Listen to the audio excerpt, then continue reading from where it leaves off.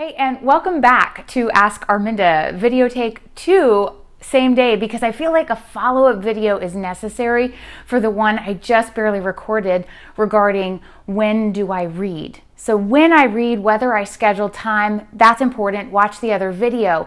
More importantly, I think, is how to read, because the way we approach our reading makes a really big difference. So for me, I have had years where I will read 1 to 2 books a week. It's not an exaggeration. I just jump in and I'm ordering constantly and they're always on my doorstep, and my daughter mocks me incessantly because, oh, it's just another box from Amazon. How many books did you get this week, Mom? But really what's important is slowing down in that process, I think. My experience has shown me, again, this is just for me, so whatever works for you, but my experience is that rather than trying to consume a large volume of books, I really want to slow myself down and really internalize the information that's in a handful of specifically selected books that are really serving me right now. And when I read, as I'm reading, I'm underlining, I'm making notes, I'm turning down pages. I know there are probably librarians everywhere that are horrified at that, and yet it's a system that works for me. So I really want to just take in and absorb and enjoy and relish the books that I do choose to read.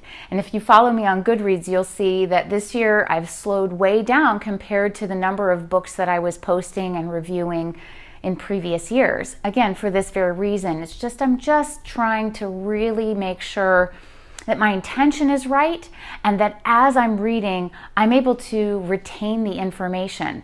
I feel like for myself that when I read so much, I think, oh, I read this somewhere, where was that? I really want to be able to go back and reference and use that information before I just, it's not an information game, it's about my own transformation.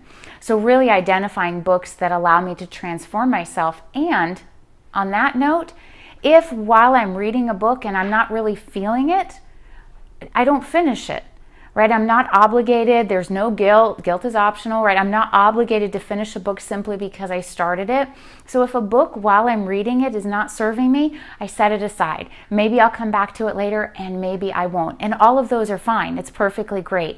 So I really want to be in a space, because time, we only have this much time.